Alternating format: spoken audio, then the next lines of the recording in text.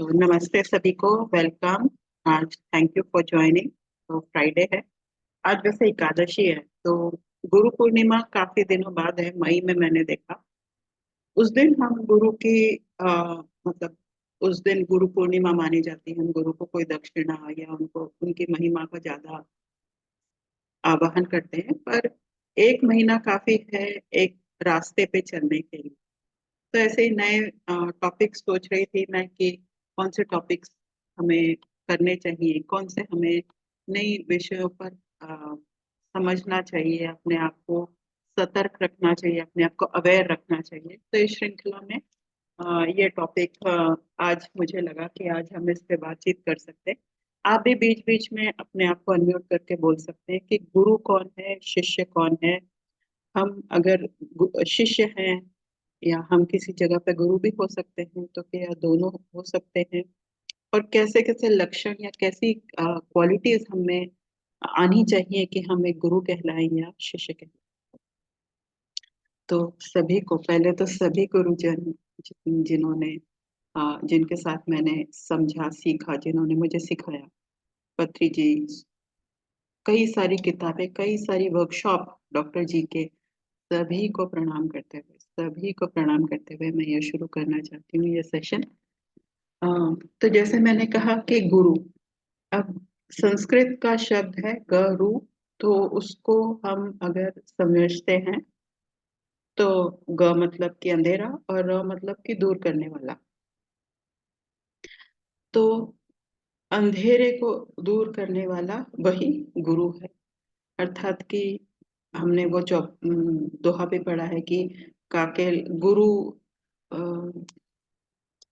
और भगवान दोनों खड़े थे, काके लागू पाए अ, गुरु बलिहारी आपकी अ, देव दियो बताए, कुछ इस तरह का दोहा है, मैं ठीक से याद नहीं कर पाई। तो लेकिन गुरु ही वह है जो हमें अपने सोल तक, अपने सोर्स तक पहुंचाता है। तो इसीलिए हमारे समाज में क्या, हर एक समाज में हर एक जगह पे कम से कम जो ईस्टर्न सिविलाइजेशन से, जापान, चाइना, इंडिया, इस तरह की सिविलाइजेशंस में टीचर का, गुरु का बहुत बड़ा एक पद माना जाता है, एक ओहदा माना जाता है कि हम किसी को पढ़ाने लगे, अर्थात कि हमने किसी चीज में प्रवीणता पार कर ली है।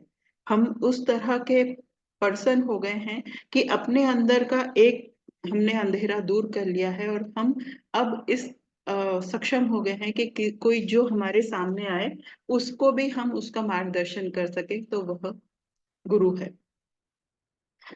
तो गुरु की महिमा, गुरु की चीजों को हम और आगे देखेंगे। शिष्य कौन होता है, शिष्य के क्या गुण होते हैं, उसको भी समझ लेते हैं। और आज का जो सेशन है वो इंटरैक्टिव है, तो आप भी अपने जो डेफिनेशंस हैं या कुछ है वो जरूर बताइए। शिष्य कैसे होता है कि शिष्य एक तो उसमें विलक्षण जो एक इच्छा होती है कि मैं ये जानूं, ये कोई चीज को जानूं, तभी वो शिष्य कहलाएगा। अर्थात कि मेरा अगर कोई इंटरेस्ट ही नहीं है ऐसे विषयों में, तो मैं इस क्लास में भी क्यों आऊंगी, स्पिरिचुअल टैबलेट में क्यों आऊंगी, पीएसएस में क्यों जुड़ूंगी, फिर मेरी जहाँ इच्छा होगी मैं वहां जुड़ूंगी। पर अगर हम यहाँ पर विशेष तौर पे, जैसे हो सकता है कि मैं संगीत, पेंटिंग वगैरह ये सब भी सीखती हूँ, लिखना पढ़ना ये सब भी सीखती हूँ, ये छोटे छोटे एक किस्म से स्टेजेस हैं।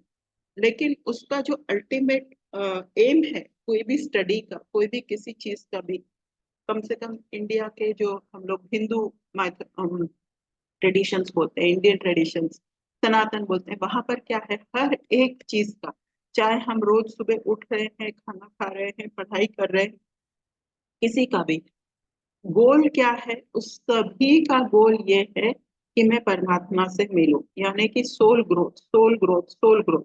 और कोई भी ग्रोथ के बारे में या और कोई भी पढ़ाई का जो भी लक्ष्य है, पढ़ाई का लक्ष्य है, हमारे कर्मों का लक्ष्य है, हमारे किसी भी चीज का लक्ष्य सिर्फ एक ही है कि हम उस एक परम सत्य को जाने, उस सोर्स को पहचाने, यानी कि सोर्स को पहचाने। तो उस तरह शिष्य में ये लक्षण होना चाहिए कि हम उस हमारे अंदर भी वो जिज्ञासा है। हम एक तरह के शिष्य के बारे में बात कर रहे हैं यहाँ पर। तो शिष्य में स्टूडेंट में वह जिज्ञासा होनी चाहिए, वो मतलब एक परसिवरेंस भी होना चाहिए। वो 5 पॉइंट्स ऑफ वॉरियर मतलब कि फियरलेस भी होना चाहिए उसको। पुरुषार्थ मतलब एक्शन भी करना चाहिए, फियरलेस भी होना चाहिए, not lazy, then intelligently persevering, इस तरह के उसके गुण होते हैं।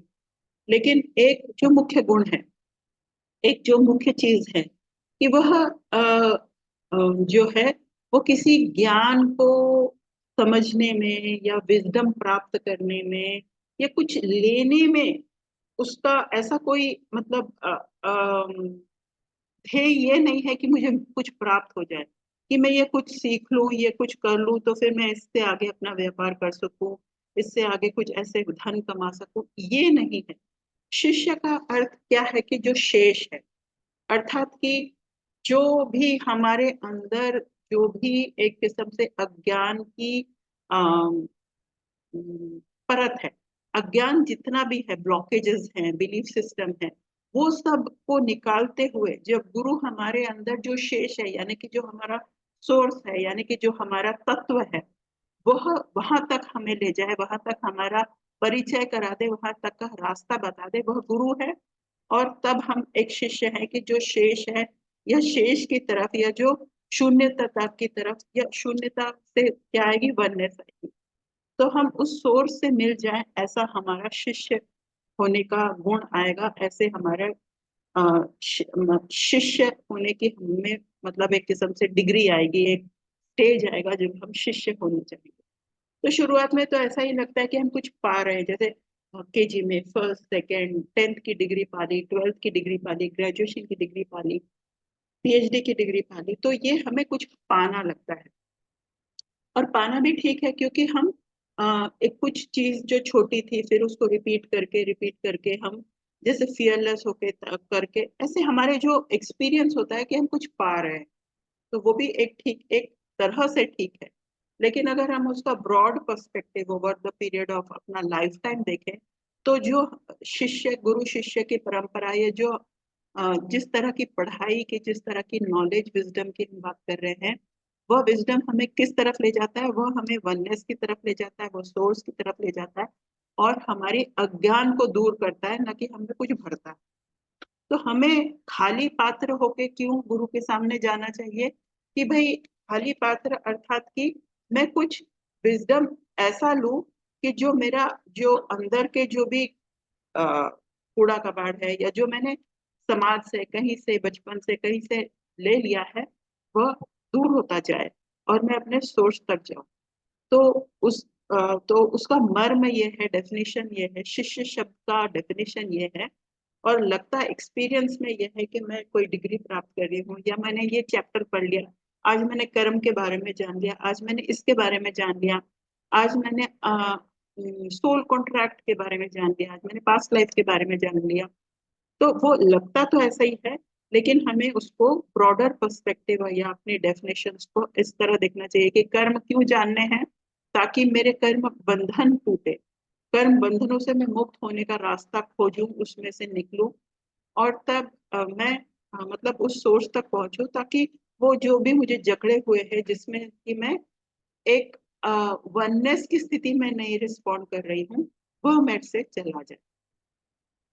तो यह है गुरु और शिष्य के बारे में थोड़ा बहुत, जैसे डेफिनेशन कहेंगे या फाउंडेशन, जिस तरह से हम अब आगे इसकी चर्चा और आगे कर सकते हैं कि गुरु कौन होता है।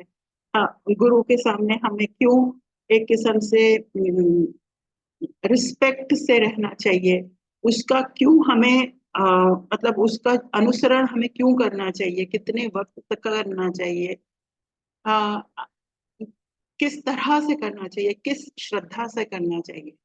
तो ये मेरे पास एक्चुअल एक्चुअल डेफिनेशंस नहीं है, पर एक दो चीजें जो मैंने सुनी है पीएसएसएम में या कुछ इस तरह से, तो मैं एक दो कहानियां, एक दो किताब के जरिए से आपको बता देती हूँ।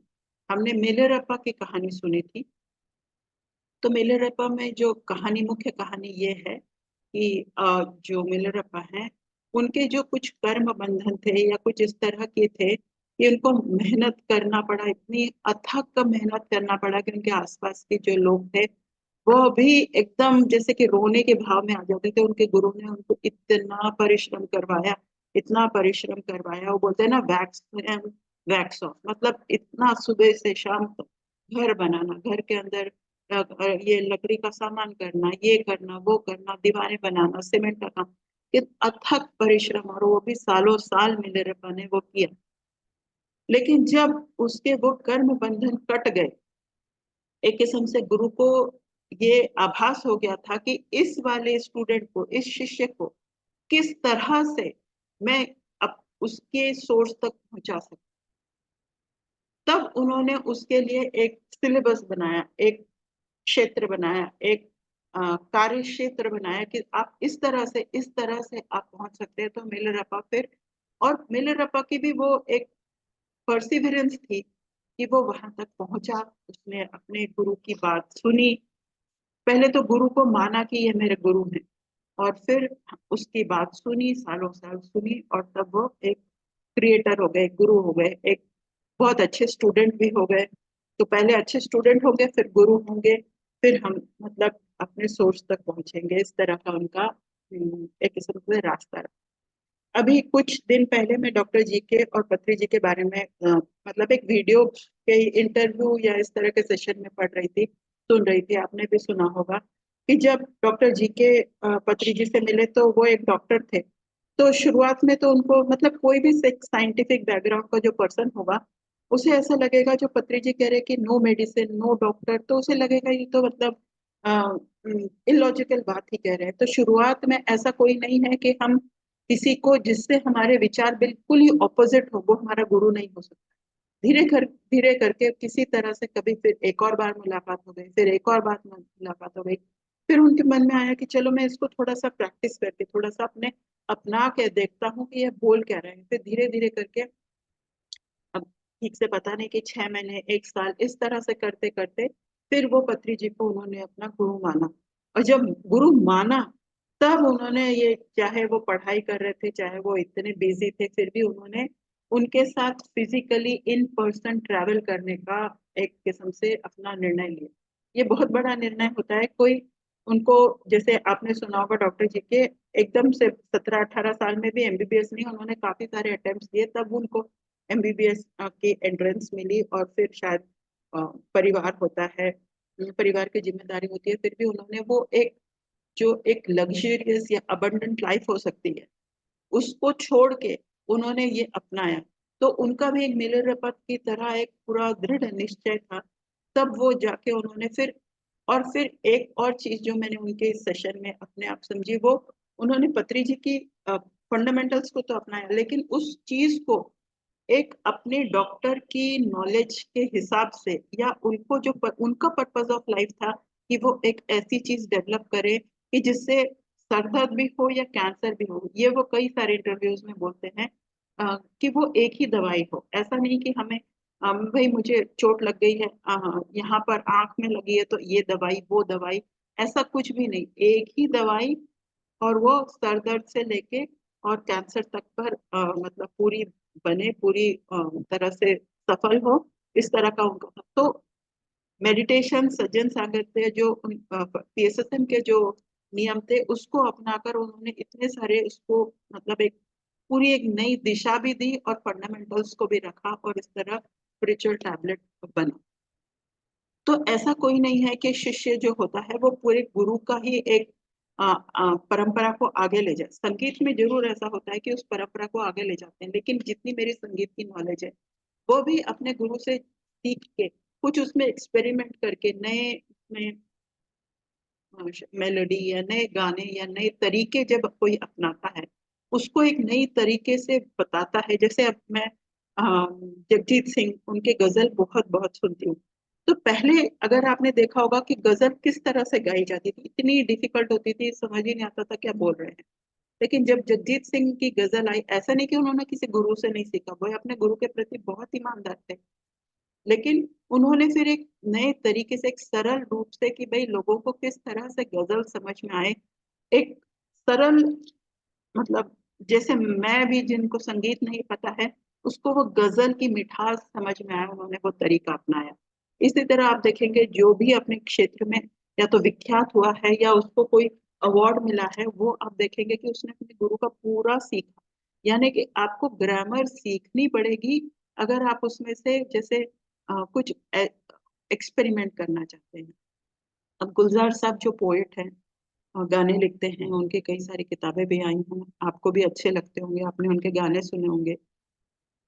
लेकिन उन्होंने कई सारे प्रयोग किए, जैसे कि कभी उनका ऐसा होता है कि जो मीठी सी खुशबू, यानी कि खुशबू और दूसरे टच को वो मिला के जैसे गाने बनाते हैं, या इंग्लिश के शब्द जब वो हिंदी गाने में डालते हैं, तो ना हिंदी के लोग उनसे गुस्सा होते हैं, ना अंग्रेजी के लोग, लेकिन वो ऐसी भाषा हो जाती है कि सबको समझ में आ जाती है।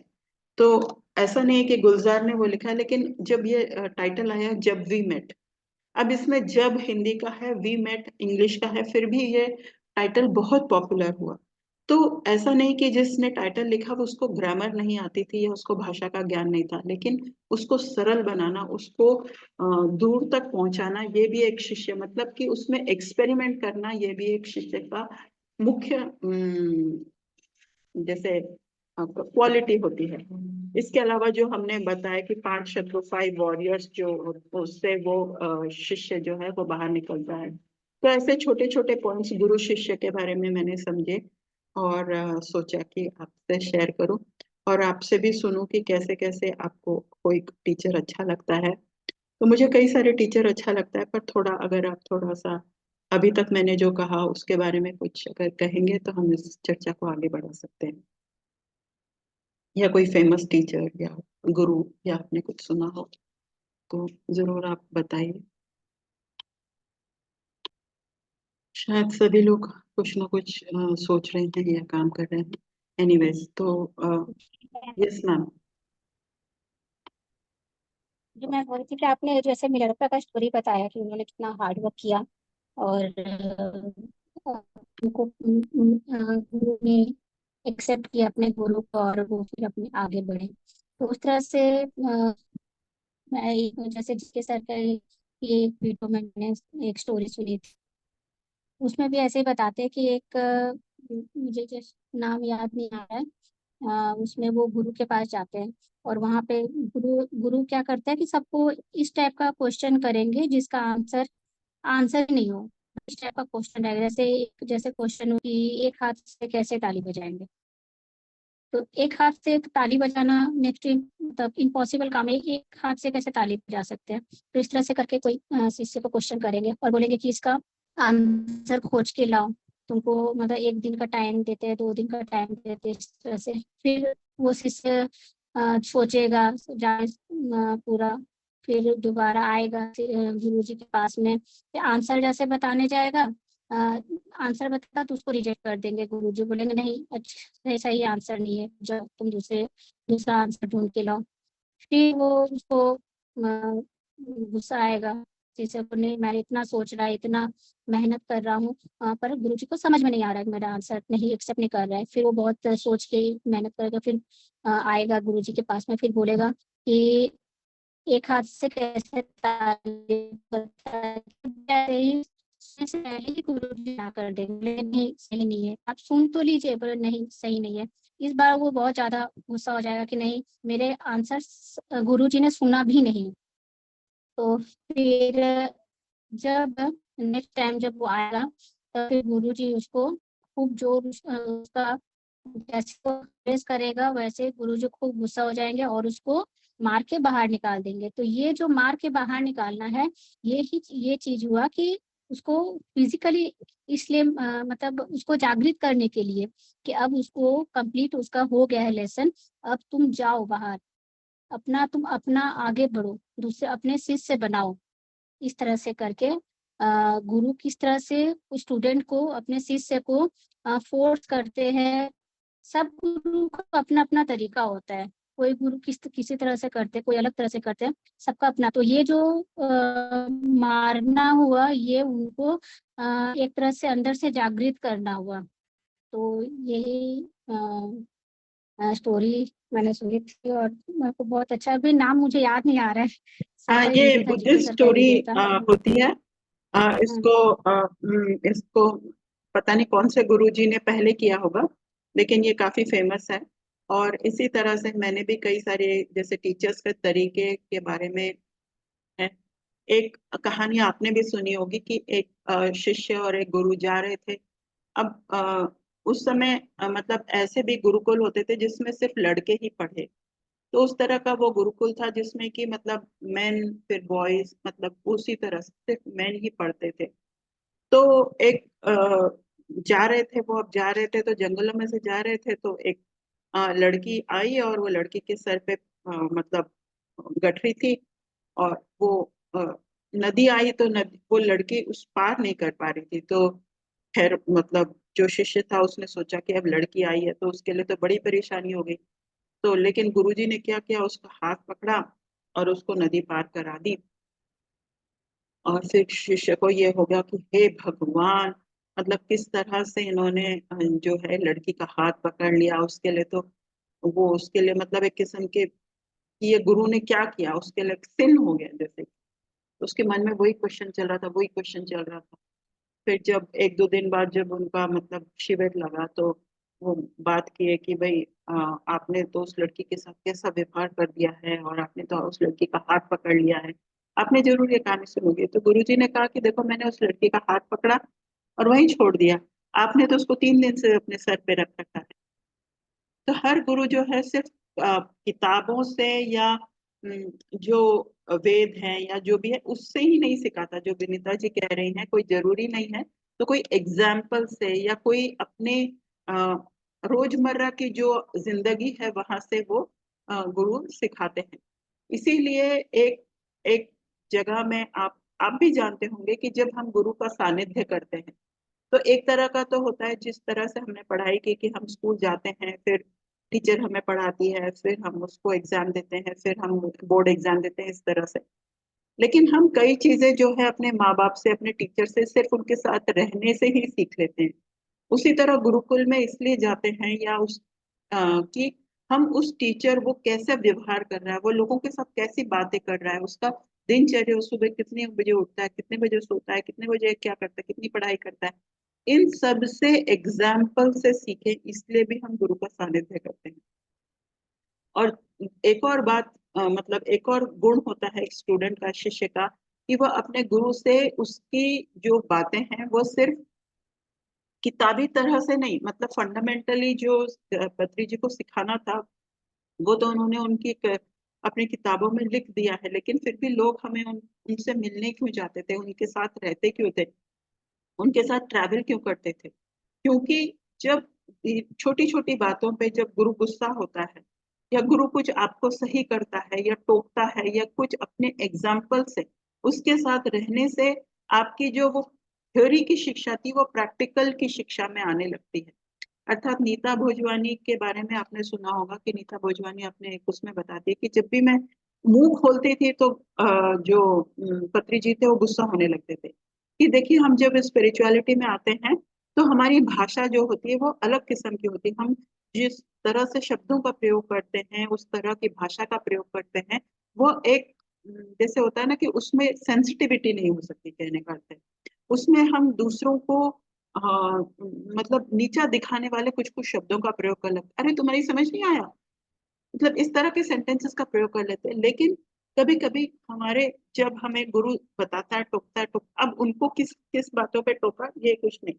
लेकिन हर एक, कल भी मैंने जब एक प्रवीणा मैम के साथ एक नोट शेयर किया तो उन्होंने बोला नहीं, आपने ना ये शब्द का सही प्रयोग नहीं किया। तो मैंने मतलब उतना सोचा नहीं। तो गुरु जो होता है, जो हमसे ज्यादा जानता है, गुरु का एक और जो डेफिनेशन है कि वो हमसे ज्यादा जानता है। जब हमारी समझ में आ जाता है कि ये पर्सन हमसे ज्यादा जानता है, तब उसे गुरु मानने में हमारे मन में कोई संकोच नहीं रह जाता। ये अंदर से आभास हो जाते हैं, चाहे हम शुरुआत में हमारे डाइवर्स, मतलब हमें लगे कि इनकी सोच और मेरी सोच तो बिल्कुल 180 डिग्री है।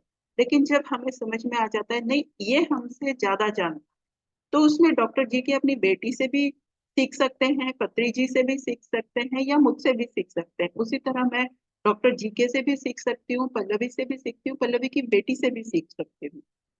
तो जिसको जिस चीज क्षेत्र में ज्यादा आता है उससे सीखना वो हम गुरु मानते हैं। लेकिन ये जो हम इस सोल ग्रोथ के लिए एक गुरु मान रहे हैं, वो एक अलग बात होती है। तो हाँ, तो मैं जो कहना चाह रही थी कि तो गुरु के सानिध्य में रहने से क्या होता है कि हमें प्रैक्टिकल प्रैक्टिकल बातें समझ में आती हैं, कैसे व्यवहार करना है, कैसे इसको थ्योरी को, हम कितनी भी थ्योरी पढ़ लें, जैसे हमने तुलसीदल के 40 या 50 सेशंस किए थे, अगर मैं 3 दिन में भी उसको पढ़ सकती थी और 50 आवर्स लगा के भी पढ़ सकती थी, लेकिन अगर अब फिर से मैं 1 महीने 1 साल बाद पढ़ूंगी तो उसमें मुझे और कुछ समझ में आएगा। तो ये जो प्रैक्टिकल नॉलेज आता है, थ्योरी का जो प्रैक्टिकल, कि उसको अपनाना कैसे, उसको बोलना कैसे, उसको किसी को समझाना कैसे, किसी को समझना कैसे, उसको अपने जीवन में कैसे लागू करना है, इसके लिए हमें गुरुकुल में रहना या उनके सानिध्य में रहने की बड़ी आवश्यकता होती है। तो उसी तरह की एक और कहानी है गुरु शिष्य की। तो एक शिष्य थे, छोटे शिष्य थे, वो 7-8 साल के, 9-10 साल के होंगे। तो गुरु ने उनको एक टास्क दिया। टास्क की बड़ी, मतलब बुद्धिज्म में ये जो मंक कहानियां होती हैं, उनमें टास्क की बड़ी कहानियां होती हैं। तो एक टास्क दिया, बोला कि एक ये पतीला लो और पतीले में पानी बिल्कुल, मतलब उसकी ब्रिम तक, मतलब पूरा भर दो। पतीले में पानी भर दिया और फिर उसको बोला कि अब ये ना, जो भी एक जगह है, एक कोठी है या जो भी एक जगह है, प्रांगण है, गार्डन है, वहां पर तुम ये पूरा घूमोगे और इसमें से एक बूंद भी नहीं गिरना चाहिए। तो उन्होंने उसको टास्क दे दिया। वो एक बच्चा गया, एक शिष्य गया और उसने इधर उधर देखा और उससे एक बूंद गिर गया, तो वो फिर ग्रुप के सामने आ गया। एक दूसरा स्टूडेंट गया, उसने बिल्कुल ऐसे ऐसे धीरे धीरे चल के 1 घंटे लगा के इधर उधर गया और वो पूरा एक बूंद भी नहीं गिरा। वो स्टूडेंट, वो तो खुश होकर टीचर के सामने आ गया, देख मैंने तो पूरा टास्क कर लिया। तो जिस बच्चे से गिर गया था पानी, उसको ये पूछा कि भाई आप ने क्यों, मतलब आपसे क्यों गिर गया, कि मुझे मतलब बहुत अच्छा दृश्य लगा यहाँ पर, हवा बह रही थी, वहां पर वो सड़क थी, वहां पर इतने अच्छे फूल थे, भंवरे थे, ये था, ये ऐसे रंग के फूल थे, ये उसने पूरा वो वहां का चित्र वर्णित कर दिया कि यहाँ पर इस दीवार में ये चित्र था, वो चित्र था, ये ऐसा था, वो वैसा था। तो बोला अच्छा। फिर जिसने पानी नहीं गिराया, तो उसको पूछा कि भाई आपने कहाँ कहाँ क्या क्या देखा। बोले कि मैं तो सिर्फ ये पानी को देख रहा था। तो तब दोनों को, मतलब दोनों का एवरेज जो है, गुरु चाह रहे थे कि भाई हम जीवन का आनंद भी लें, अर्थात कि आसपास क्या हो रहा है उसकी तरफ भी हमें ध्यान देना है, और जो हाथ में जो काम है वो उसके प्रति भी ध्यान देना है। तो इसमें ऐसा नहीं है कि दोनों फेल हो गए या दोनों पास हो गए, पर दोनों को ये दिखाने के लिए, समझाने के लिए कि हम दोनों को ही, जैसे वो जो लड़का था जिसने पानी गिरा दिया, उसने फोकस नहीं रखा जो काम कर रहा था, और जो लड़के ने फोकस रखा, उसने आसपास की जो खूबसूरती थी वह नहीं देखी, स्टूडेंट ने। तो हमें, मतलब एक किस्म से अपनी अवेयरनेस, अपनी क्वालिटी, अपनी कैपेसिटी को बढ़ाना भी एक शिष्य का एक रोल होता है। और टीचर जो हो से अलग अलग एक्टिविटी, कहानी, थ्योरी से पढ़ा पढ़ा के, बता बता के, धीरे धीरे वो उसको शिष्य को तैयार करता है। तो ये एक दो कहानियां जो गुरु शिष्य की थी, वो मुझे बहुत, मतलब याद आई। हाँ, तो मैंने आपके साथ शेयर की। तो आपको भी अगर कोई गुरु शिष्य की कोई कहानी पता हो, या आपके कोई फेवरेट टीचर हो, तो जरूर बताइए। और वैसे तो 5 सितंबर आता है अंग्रेजी कैलेंडर के हिसाब से टीचर्स डे, राधा कृष्णन जी का जो बर्थडे आता है, उनको फर्स्ट टीचर माना माना जाता है। और गुरु पूर्णिमा मई के टाइम में आती है, मतलब काफी गर्मी होती है उस समय, और उस समय गुरु पूर्णिमा आती है। उसमें गौतम बुद्ध जी को अ, उनका निर्वाण प्राप्त हुआ, तो इसके लिए उसको गुरु पूर्णिमा के तरह से मनाया जाता है। तो ये दो मुख्य पर्व हैं जब हम अपने टीचर्स को याद करते हैं और उनके साथ खूब सेलिब्रेट करते हैं। पर उसके पीछे की जो अथक परिश्रम है, या उसके पीछे का क्या, क्यों हमें एक टीचर, एक तो टीचर की आवश्यकता क्यों है, इस पर भी थोड़ा चिंतन मनन। वो मैंने शुरुआत में कहा कि जो टीचर हमें समझ लेता है, तो वो तरीके अपनाता है हमें ठीक से अपने लक्ष्य तक पहुंचाने की। तो जैसे विनीता ने कहा कि वह हमें डिफरेंट एक्टिविटी से, डिफरेंट तरीके से भी समझा सकता है, सिर्फ एक सिलेबस की तरह, बुक की तरह नहीं। आप देखेंगे सीबीएसई में सिलेबस एक होते हुए भी एक टीचर उसे इस तरह से समझाती है, दूसरे टीचर उसे दूसरी तरह से समझाते हैं। तो अपने स्टूडेंट्स को देखते हुए वो लोग अलग तरीके से भी, कोई भी एक नॉर्मल टीचर भी अलग तरीके से समझाता है। आप में से भी कुछ टीचर्स की ट्रेनिंग आपने ली होगी, आप भी खुद भी टीचर होंगे, तो आपको भी पता होगा कि एक ही क्लास को अगर आप 2 बार भी समझाएं एक लेसन, तो भी वो अलग सा हो जाता है, क्योंकि स्टूडेंट जो है वो क्वेश्चंस बहुत पूछते हैं।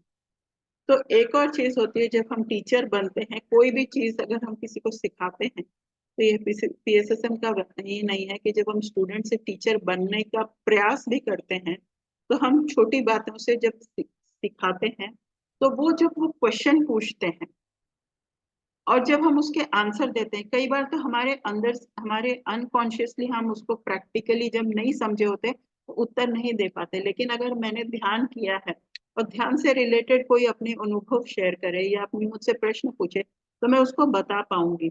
तो इस तरह से जब मैं किसी को बताती हूँ, किसी को सिखाती हूँ, तो ये नहीं है कि मैं गुरु के पद पे पहुंच गई हूँ, लेकिन मैं अभी शिष्य वाले रोल से बाहर निकल के अपनी जो विजडम है उसको ही पूरा परिपूर्ण कर रही हूँ, उसको फुलफिल कर रही हूँ जब मैं सिखा रही हूँ। तो टीचर, कई सारे टीचर्स, चाहे वो कन्फेस करें या ना करें, जब वो पढ़ाते हैं तो तब उनको वो सब्जेक्ट और भी ज्यादा समझ में आता है, और भी ज्यादा समझ में आता है। तो स्टूडेंट का लेने का ही नहीं होता है, उसके बहुत ही मतलब रिस्पेक्ट और अ, अच्छे से उसने हर टाइम नए लेसन्स के लिए खुला रहना है, ओपन रहना है, और टीचर ने भी हर समय सीखते रहना, सिखाते रहना। तो इतना था हमारे टीचर और स्टूडेंट का, गुरु व शिष्य का आज का, मेरी तरफ से आज का ये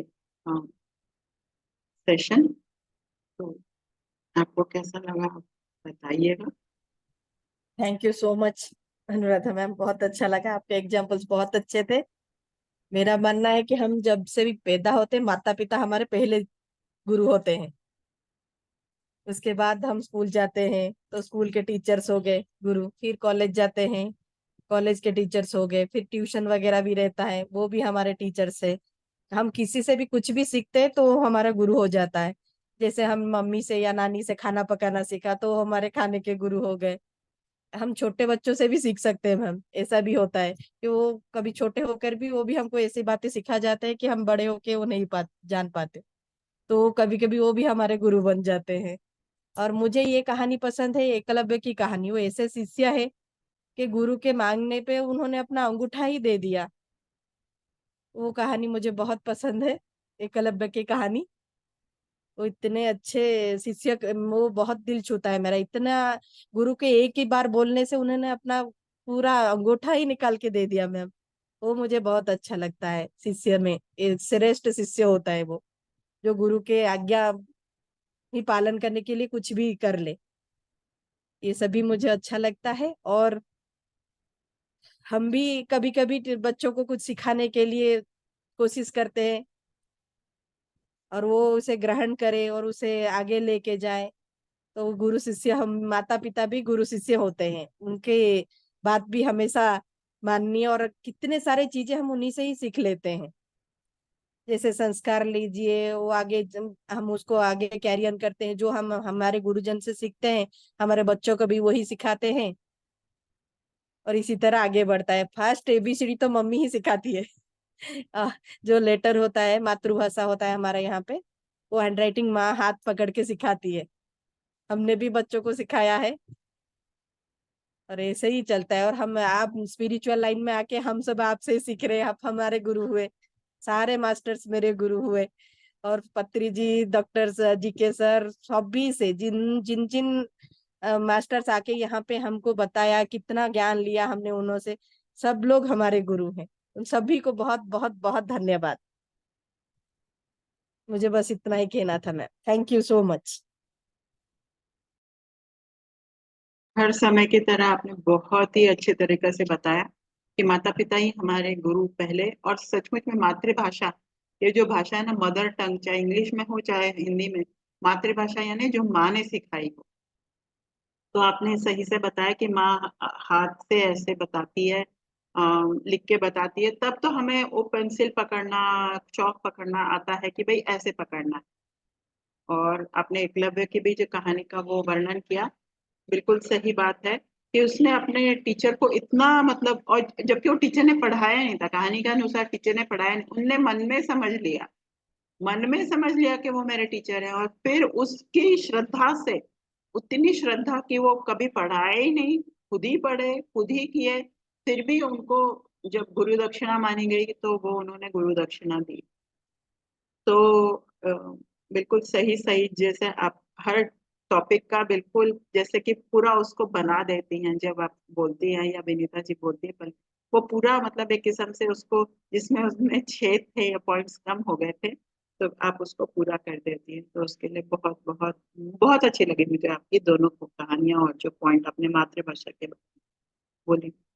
तो मैं 5 मिनट बस और म्यूजिक लगा के हम इसी के आनापान सती ध्यान तक करेंगे। No visualization, no nothing, no कोई गणना नहीं।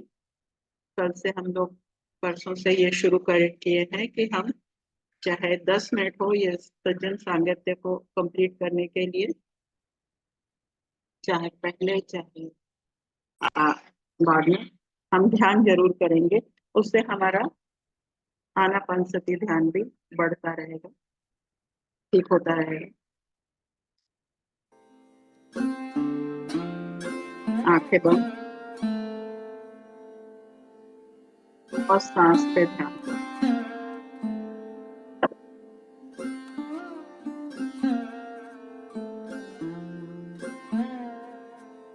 कोई गणना नहीं, कोई मंत्र नहीं, कोई विजुअलाइजेशन नहीं, सांस सांस के साथ लीन हो जाना।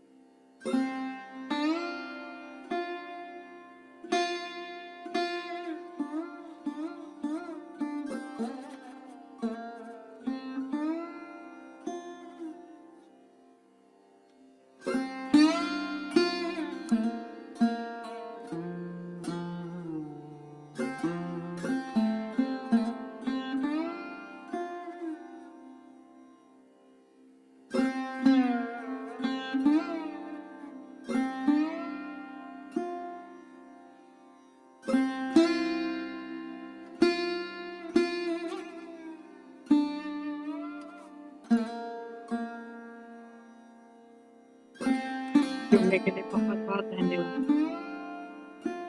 धीरे धीरे ये म्यूजिक कम हो जाएगा। बहुत बहुत धन्यवाद जुड़ने के लिए सभी मास्टर। Thank you.